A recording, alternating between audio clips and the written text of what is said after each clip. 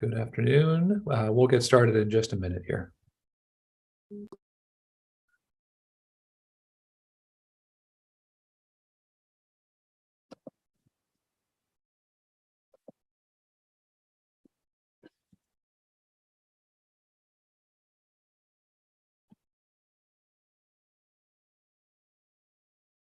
Okay, good afternoon. I'm going to go ahead and get started with some housekeeping remarks. My name is Ian McMillan. I am an Assistant Deputy Executive Officer in the Planning Division of our South Coast Air Quality Management District. I'd like to thank you all for participating in our remote public consultation meeting today. We're going to do our best to facilitate a smooth meeting with public participation. We have two formats for participation, the Zoom web application, as well as teleconference. Before we begin, I want to review some guidelines and general instructions for the meeting. Please silence your other communication devices, such as your cell or desk phone. This will ensure that we are not hearing any feedback or causing interruption during the meeting. This meeting is being translated into Spanish. To watch or listen to this meeting in the language of your choice, click on the globe icon labeled Interpretation at the bottom of your screen. From there, select the language of your choice. After you select your language, if you hear both languages at the same time, please click Mute Original Audio. For those participating by phone, if you wish to hear the meeting in Spanish, please use the phone number and meeting ID number posted with the agenda. All participants on Zoom, except for panelists, will be placed on mute by the host. You will not be able to mute or unmute your line manually. If we have any board members or board member consultants who would like to be placed on the panel, we ask that you raise your hand and we will bring you over. After we get through the presentation, we will open up the meeting for public comment. For those on Zoom, if you would like to make public comments on the Zoom screen, please click on the raise hand button. For those calling in by phone, you can dial *9 to signal that you would like to comment. Your name or a part of your phone number will be called when it is your turn to comment, and the host will unmute your line automatically. Please note, you can hang up or leave the Zoom meeting at any time. We ask that you please treat others with courtesy, civility, and respect. Failure to do so can result in your mic being muted or you being dropped from the meeting. Lastly, please be aware that this video conference meeting is being recorded. By participating in this meeting hosted by South Coast AQMD, you agree to authorize recording of audio and visual content presented during this live event and consent to subsequent use of the recording in the public domain by South Coast AQMD. Okay, so now that we are through the housekeeping, I would like to just briefly go through introductions for AQMD staff who are on camera. So first, I would like to go to Sang-Mi Lee. Can you introduce yourself? Yeah. Sure. Good afternoon. I'm Sang-Mi Lee. I'm Planning and Rules Manager. Thank you. Great. I see next on my screen, Jong. Good afternoon. This is Jong-Hoon Lee, Planning and Rules, South Coast AQMD. Great. Thanks. Catherine. Good afternoon. I'm Catherine Roberts. I'm an attorney in the General Counsel's office here at South Coast. Thanks. Barbara. Good afternoon. My name is Barbara Beard. I'm Chief Deputy Counsel in the Legal Division at South Coast. And Eric. Good afternoon. Eric Brasky, Acting Supervisor in the AQMP team. Great. Thanks so much. Can we go ahead and advance to the agenda slide? Perfect. Thank you so much. So we have a number of topics that we wanted to talk about today in this public consultation meeting. I confess that many of these are somewhat bureaucratic. It's the nature of the work that we have to do sometimes as we're working on our mission to clean the air in the South Coast and in the Coachella Valley. We know that we have a lot of emissions coming from the South Coast region, and that's affecting the Coachella Valley, and we have a lot of work to do to meet those federal air quality standards. There are a number of processes that are in place under the Federal Clean Air Act that we need to follow. And so what we're going to be talking about today are some of those processes that we need to follow under the Clean Air Act in order to meet the federal clean air standards. There might be a lot of detail we're going to go through today. We will have opportunity for questions and comments at the end.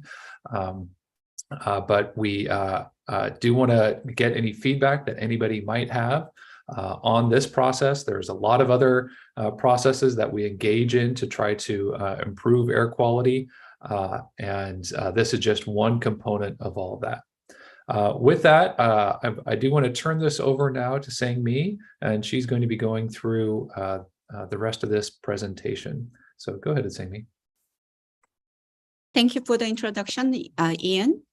So welcome everybody to joining this public consultation meeting. So as Ian mentioned, these 6 items are roughly the outline of today's presentation. So next slide, please. So the first item, introduction. Next slide. We'd like to introduce who we are, the South Coast AQMD. We are local air pollution control agencies. We oversee these 4 county areas, and then we are the largest local air agencies in the United States of America, and we serve 17 million residents. Our primary responsibility is reducing emissions from stationary sources, and then we also develop plans on how to meet the federal air quality standard. Next slide. Since this project is directly concerning Coachella Valley, here it describes where the Coachella Valley is, which is the desert portion of Riverside County in Salton Sea Air Basin. As marked in the figure in the right, this black solid line describes where the Coachella Valley is.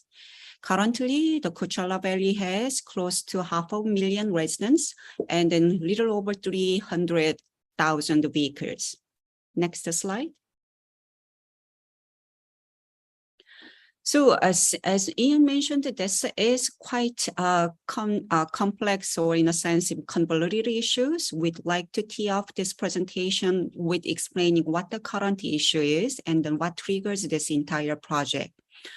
So there is a model that estimates vehicular emissions, and this model changes, in other words, updated, and this updated model estimates higher emission that exceed something called motor vehicle emissions budget. And this situation prevents the developing of new transportation project or even amending existing project.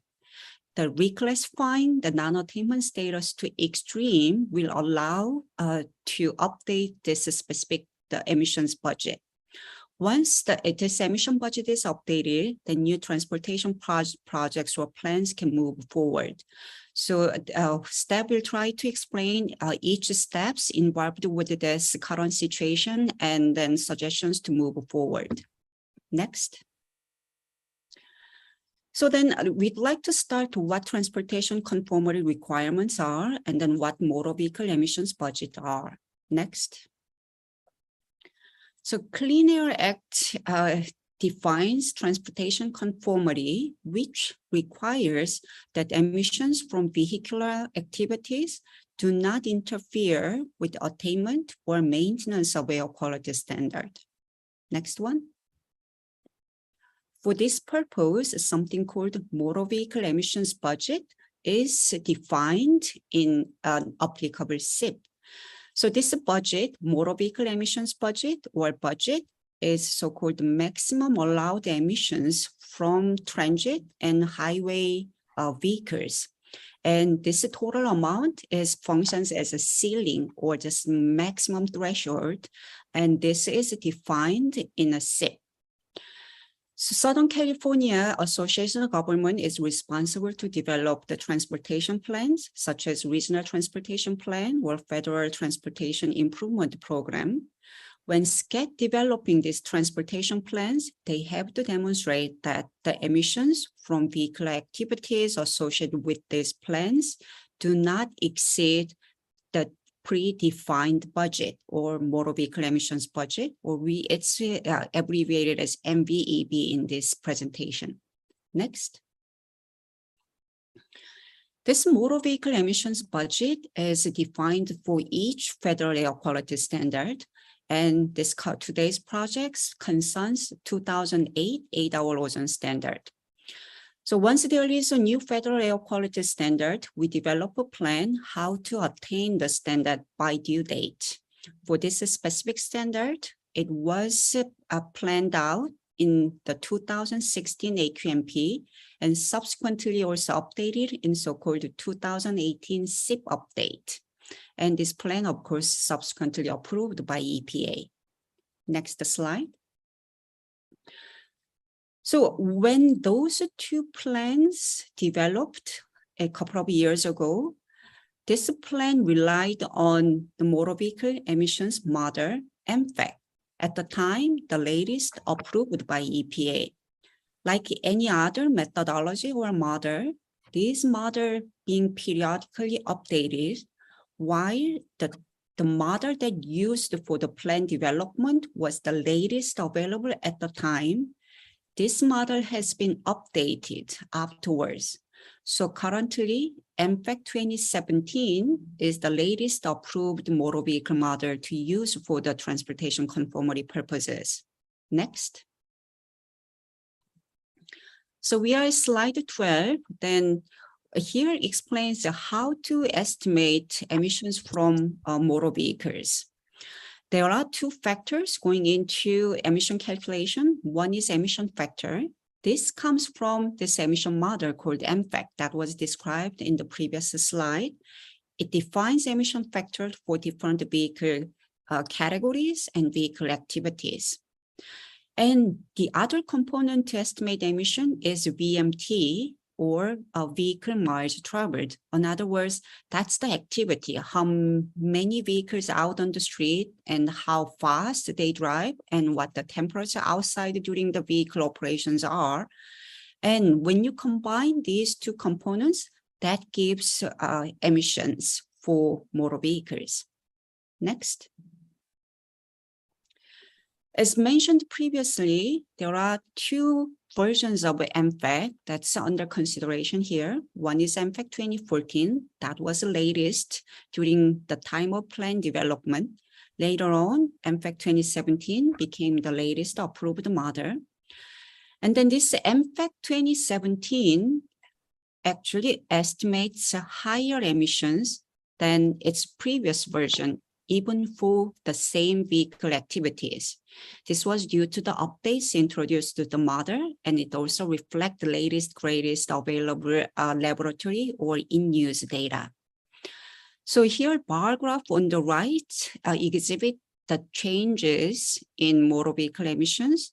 If we focus the first two bars, that's estimated emission for 2023. First bar is estimate using MFAC 2014. Second bar is estimate with MFAC 17. And evidently, MFAC 2017 estimate much higher emissions. And this higher emission is more noticeable in this yellow block, which represent heavy-duty vehicles. So because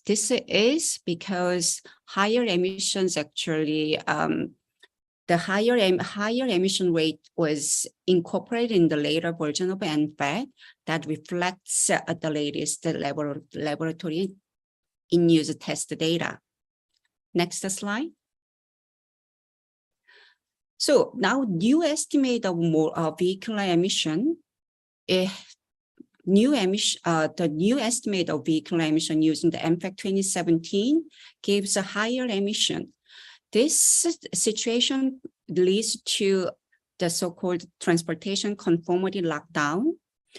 So this higher emission is because the new emission estimate is higher than the budget in the approved SIP.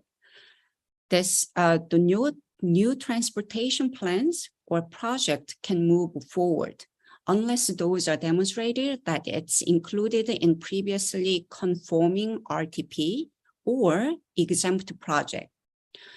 So this conformity lockdown has economic consequences as well. So according to SCAT, there is $26 billion of transportation projects are impacted by this conformity lockdown.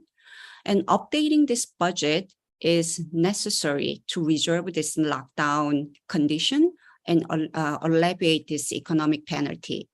Next. So we're moving on then. This, as we mentioned, the motor vehicle emissions budget is tied with the federal air quality standard. And then specifically the issue today's project, the issues associated with today's project is related with the ozone air quality. So we are gonna revisit this Coachella Valley's ozone air quality and non-attainment status briefly. Next slide. So this is fundamentals of ozone chemistry and transport. It's known that ozone is produced through chemical reaction in the atmosphere in the presence of so-called precursor emissions, which are VOCs and NOx. Of course, the sunlight is needed to promote the chemical reactions as well. And these emissions emitted from the motor vehicles, definitely, and then stationary sources such as factories, facilities, and also they are emitted from vegetations as well, like trees and grasses. And wildfire type of events also produces emissions as well. For Coachella Valley, this precursor emissions as well as ozone are transported to the valley and also transported out of the valley as well. Next slide. So Coachella Valley's ozone is primarily due to the transport from South Coast Air Basin. And this line graph illustrates the transport issue. So these are ozone concentration, how they change throughout the course of the day. Typically in the South Coast Air Basin, locations like Central LA or Rubidoux or even San Bernardino stations, the peak ozone level appears in late afternoon hours. And then these ozones formed in the South Coast Air Basin. We still in the previous slides, please. The ozone formed in the Riverside or San Bernardino County transported to the Coachella Valley. And when that happened, that brings a high levels of ozone to the valley. And then Palm Springs, which is shown here in the purple line, the elevated ozone levels last till early evening hours. This demonstrates that high ozone levels in Coachella Valley is due to the transport from the South Coast Air Basin. Next slide. Then where we are at with ozone levels in regard to federal ozone standard. The red lines are 1 hour ozone and blue line is 8 hour ozone. As illustrated here, Coachella Valley already met 1 hour federal air quality standard. When it comes to 8 hour, the continuous progress has been made in past 3 decades.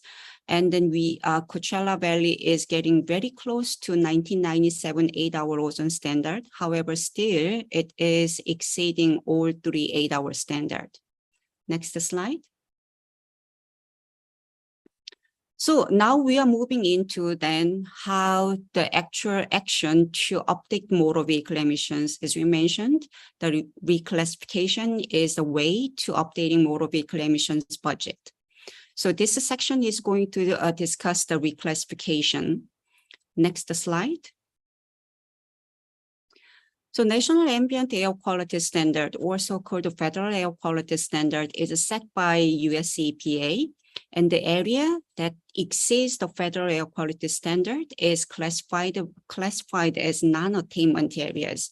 And depending on the severity of exceedance, there are different non-attainment status is given, which are marginal, moderate, serious, severe, and extreme. According to Clean Air Act, the states can voluntarily request different classification, typically the higher classification. Next slide.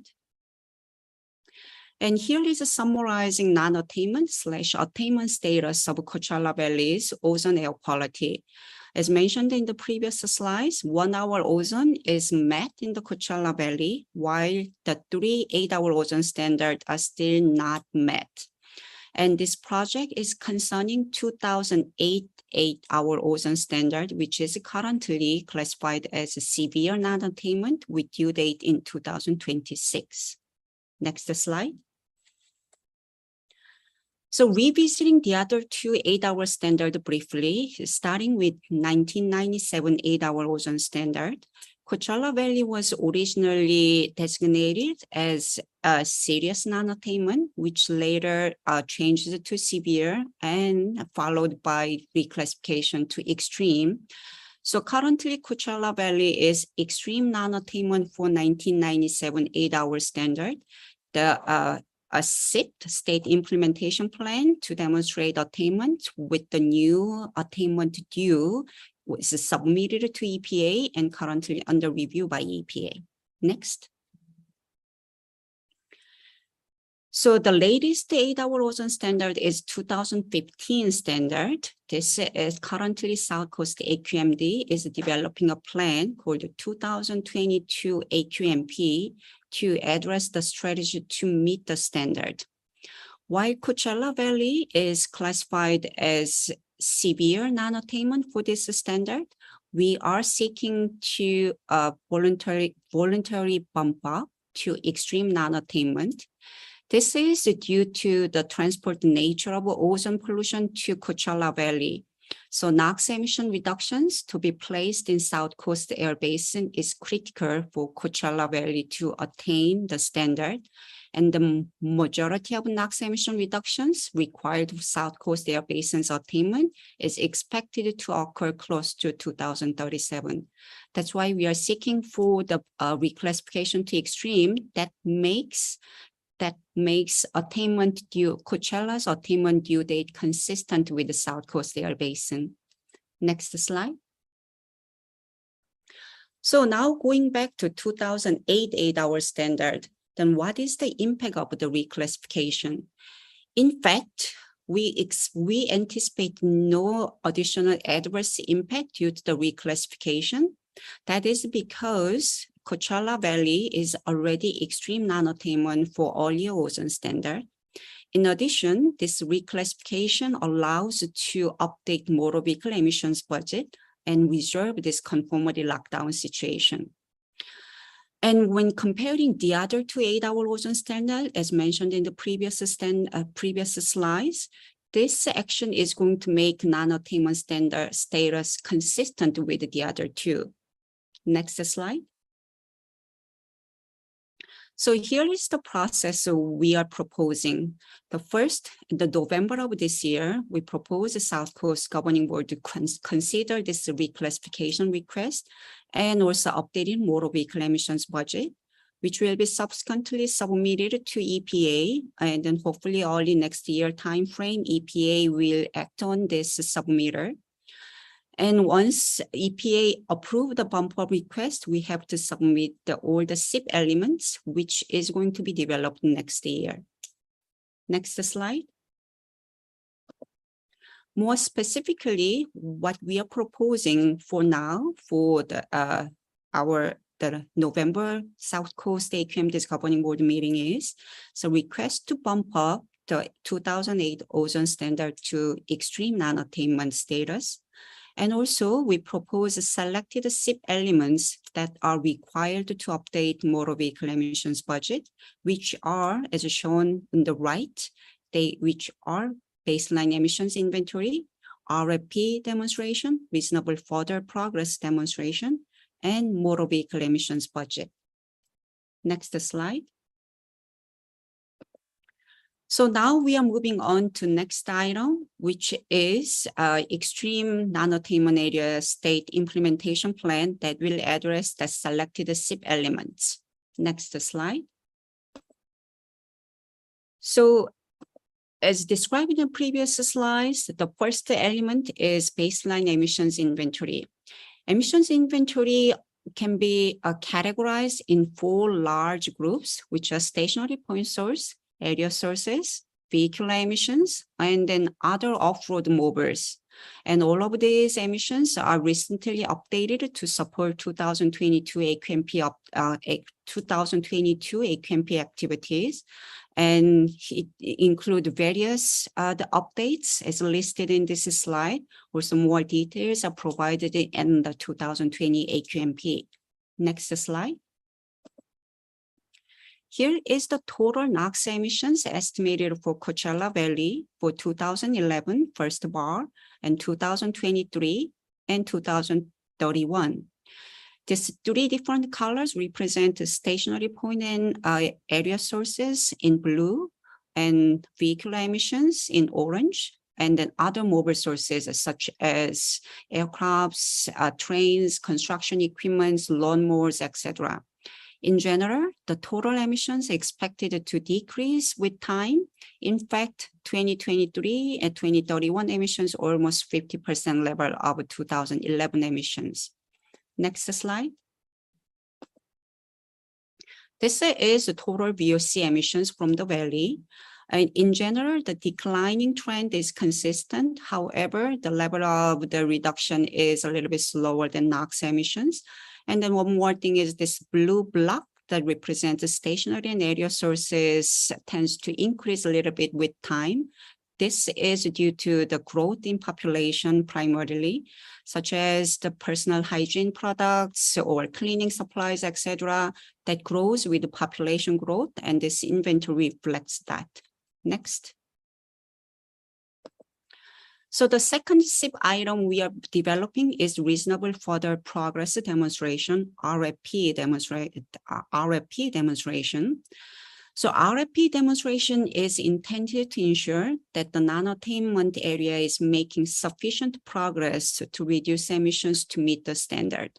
Clean Air Act requires the steps of progress.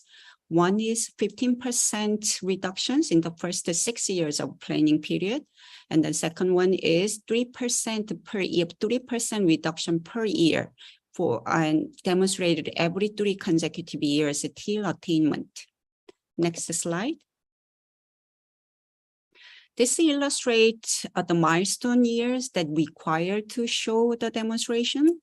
And then baseline year is shown here, 2011. And that future milestone years are 2023, 2026, 2029, and new attainment due will be 2031. Next slide. This demonstrates that we meet the RFP requirement. First, I'd like to have your attention that these bars are percentage reductions. So meaning that higher, larger bar means more reductions. And there are 2 categories. One is requirement, which depicted in dark blue color. And then actual demonstration, actual progress we anticipate in Coachella Valley is represented with 2 tones of green colors. One is VOC reductions, the other is NOx reductions. But regardless, when you combine NOx and VOC, the actual progress anticipated in Coachella Valley exceeds the Clean Air Act requirement for RFP, meaning that we successfully demonstrating RFP for Coachella Valley. Next slide. This is actual motor vehicle emissions budget. So this is updated budget. Because of these numbers, we're doing all this project of reclassifying the Coachella Valley. And as shown here, both the VOC and NOx and all 4 milestone years are defined here. And these are the emissions for the vehicular portion of the entire baseline inventory presented in a few slides ago. Next slide. So finally, reaching to STEP recommendations. So based on this information, STEP is recommending a couple of steps. Next slide. So first, STEP recommending voluntary reclassification for the Coachella Valley for 2008 8-hour ozone standard from severe to extreme non-attainment. And also we propose 2-step SIP submitter. One is the selected element necessary to update motor vehicle emissions budget, which are inventory, emissions inventory, RFP demonstration, and updated budget itself. And the rest of SIP elements we propose to develop next year and submit to EPA subsequently. Next slide. Public process, as illustrated in this slide, we released the draft STEP report last Friday, and today serves a public consultation meeting. And the South Coast AQMD Governing Board will host a public hearings on this regard on November 4th. And upon South Coast Governing Board's approval, this package will be submitted to CARB and subsequently to EPA. Next slide. Here is the information where you can find the supporting documents. One, here is the website addresses given here, or you can utilize this QR code that will lead you to the same website. Next slide. So currently, this staff report is out, available for public review and comments. So when you have any comments or feedback, please submit your opinion through the information given on this slide. Next slide.